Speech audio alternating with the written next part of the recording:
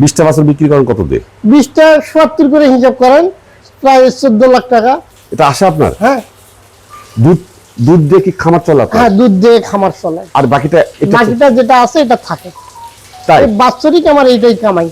আচ্ছা, তো ভাই গরুর খামার তো অনেক রকম হয়। হ্যাঁ, আপনি কোন ধরনের খামার করেন? আমি দুগ্ধ খামার করি। দুধ খামার কি বেশি ভালো? আমার মতে দুধের খামারে লাভজনক বেশি। কেন? দুধ প্রতিদিন দোয়ানো হচ্ছে, গরু খাওয়াচ্ছি, অবশিষ্ট যা থাকতেছে আমি এটা সংসারে বিয়ার করতেছি। আচ্ছা। বাছুর থাকতেছে, বছরে আমার বাছুর বেনিফিট থাকবে। কিন্তু অনেকে বলে যে দুধের খামার একটা সমস্যা হচ্ছে যে গাভী ঠিক মতো আপনার হিট হয় না, আবার হিট হলে গর্ভবতী হয় না, আবার ম্যাস্টাইটিস হয়, এরকম অনেক সমস্যা নাকি দুধের খামারে আছে। এটা তাদের মানে ব্যর্থতার বিষয়। আচ্ছা, দুধের খামারে পর্যাপ্ত পরিমাণে লাভ বেনিফিট আছে। আচ্ছা। আমার গাভী বা ইষ্টে বর্তমানে বাছুর যেগুলা ছিল, বাছুরগুলা সকালেও 4টা বিক্রি করছি, আর আগে বিক্রি করলাম, বাছুরগুলা সব বিক্রি করে দিছি। এই বাছুরগুলোর বয়স কত ছিল? বয়স ছিল 7 থেকে 8 মাস। আর বিক্রি করলেন কত করে? বিক্রি করলাম 75, 80, কতগুলা 60 এই। আচ্ছা, তার মানে গড়ে 70,000। হ্যাঁ, গড়ানে 70, 72 হবে। বছরে কয়টা বাচ্চা পান? বছরে 22টাই হবে। গর্ভবতীতে কোনো সমস্যা হয় না? না, গর্ভবতী হবে, সমস্যা হবে কেন? এবং 22টা ঠিক মতো চলে তো? হ্যাঁ। আমি 2টা আপনার মিসেস ধরলাম, তাহলে থাকে কথা 20টা।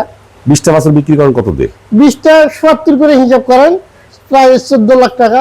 এটা আসে আপনার? হ্যাঁ। দুধ দুধ দিয়ে কি খামার চলে আপনার? হ্যাঁ, দুধ দিয়ে খামার চলে। আর বাকিটা যেটা আছে এটা থাকে। তাই বাৎসরিক আমার এইটাই কামাই। যেখানে 22টা গাভী আছে, উনি বলছেন 22টা বাছুরই উনি পান, ওনার কোনো গাভী গর্ভবতী হতে কোনো সমস্যা হয় না।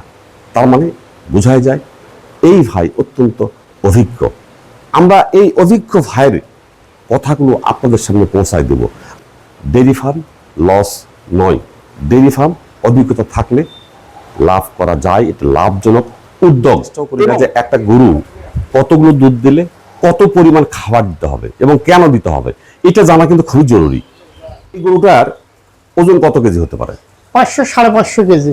আমরা যদি 500 কেজি ধরি, তাহলে এই গরুটা লাগবে হলে প্রতিদিন এর বডি নিয়ন্ত্রণ করার জন্য লাগবে হলো আপনার 500 গ্রাম প্রোটিন। আর দুধ কতগুলো হয় এটার? এটা 30 হতে 32 লিটার হতো, কিন্তু এখন কমে আসছে। আচ্ছা, তাহলে 20 কেজি ধরলাম। হ্যাঁ, তাহলে এই 20 কেজি দুধের জন্য বা 20 লিটার দুধের জন্য প্রতি লিটারে দুধের জন্য দরকার হলো আপনার 80 গ্রাম থেকে 100 গ্রাম প্রোটিন। তাহলে 20 লিটার দুধের জন্য প্রয়োজন হলো আপনার প্রায় 2000 গ্রাম প্রোটিন। আর আগেকার 500 গ্রাম প্রোটিন, এই 2500 গ্রাম প্রোটিন। এখন এইটাকে আমরা ঘাস এবং দানাদার খাবার দিয়ে পূরণ করবো। হ্যাঁ। আচ্ছা, ঘাস যদি আপনি কমপক্ষে 30 কেজি খাওয়ান না, কত? ঘাস 30 কেজি অতখানি যায় না, কিন্তু প্রায় সমতুল্য 25 ওই রকম 20-25 কেজি। তাহলে প্রতি কেজি ঘাসে থাকে আপনার 20 গ্রাম প্রোটিন, হাইব্রিড ঘাসটাতে। হ্যাঁ, মানে যেটা লাগানো আমরা লাগাই যেটা, সেই ঘাসে থাকে। তাহলে 25 কেজি খাওয়ালে কত হলো? 500 গ্রাম প্রোটিন চলে গেল। আর থাকলো আপনার কত? 2000 গ্রাম প্রোটিন। প্রতি কেজি দানাদার যদি সঠিক হয়, অর্থাৎ ওইখানে যদি প্রতি কেজি দানাদারে 200 গ্রাম প্রোটিন থাকে, সেটাকে বলা হয় সঠিক।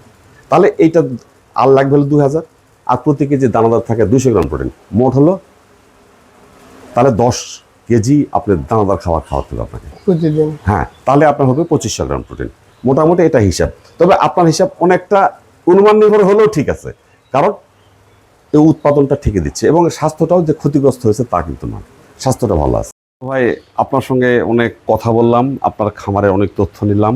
এইটা যদি যুব সম্প্রদায়কে অনুপ্রাণিত করে, তাহলে যেমন আপনার এই পরিশ্রম সার্থক, আমার পরিশ্রম সার্থক। আর যুব কথাকে সময় দিলেন, এই কারণে কৃতজ্ঞতা প্রকাশ করছি।